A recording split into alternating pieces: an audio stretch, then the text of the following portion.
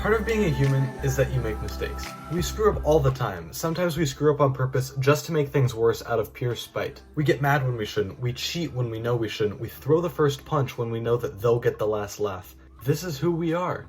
If we aren't the sum of our life experiences, then who are we? Celebrities are human and they make mistakes. Some should even be removed from the public eye, but justice is not ours to deal out. Mob rule revenge ensures that the mob rule rules end.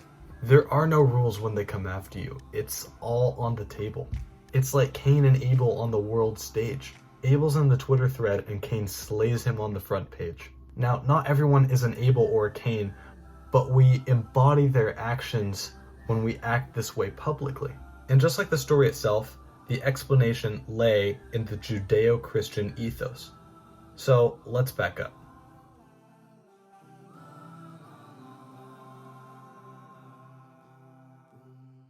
The court system in the United States is remarkable for many reasons. Chief among them are the following. It assumes that the defendant is innocent, that the court will ostensibly use logic and reason to draw judgment, and that the court affords all citizens the right to a fair and speedy trial. Now, these things are truly remarkable. Most of us would assume that whoever the accused is did the crime and that they're just guilty of it to begin with. Not to mention that if we were the party that was wronged, we'd sooner exact revenge over them than have a third party settle the dispute between us. It's no stretch to say that we should literally be on our knees thanking the Lord every single day for a system like this to come into being. I mean, it's a miracle. Without such a system, a country like ours would never have been able to survive. Now, the court ensures peace in society. That's not to say that it's perfect by any stretch of the imagination. And it's also not to say that past judges and juries weren't motivated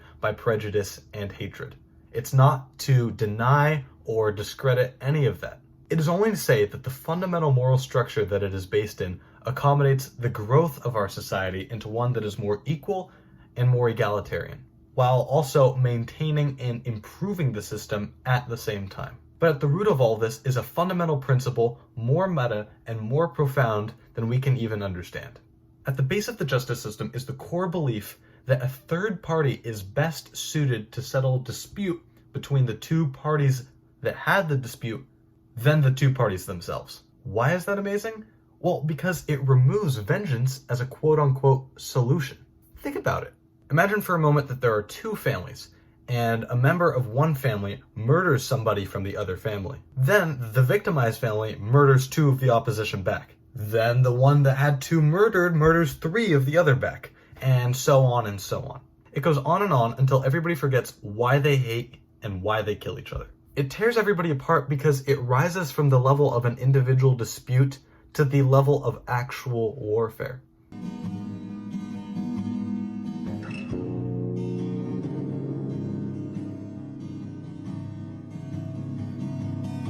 It's easier for people to deal out sloppy justice than to conduct a careful and impartial investigation. However, sloppy justice often produces sloppy results. And that is exactly what we have now. People tear each other to shreds on social media for things that happened years ago. Everyone treats everyone else like the mistakes that they made are a permanent reflection of who they are and that they haven't changed since. That's the critical thing. Every mistake made on the internet is literally and technically forever, since it can never be removed and it just can never be deleted. But in parallel to that, we metaphorically treat each other like the mistake made is an up-to-date reflection of who the person is. And that within itself is a perfect reflection of the language that we use to describe a mistake. We don't say that a mistake was committed or that a mistake was subtracted. We say a mistake was made. Something was created. It's our choice to determine if that which was created is a creation made with evil intent or just one made out of ignorance. And that is the real question. Like I said, we act as if every mistake is forever true, but we also assume that every mistake made was an act committed with evil intent, instead of first assuming that it was just a mistake made by an ignorant and flawed person. Because at the end of the day, that is what we all are. We're all kind of ignorant and flawed because we're all human. So why treat another human like they should be judged against the expectation of a perfect person? It doesn't make sense. We are not perfect, able-bodied, and adored creations. We are much more troubled, arrogant, and emotional. We are not as much like Abel as we are like Cain.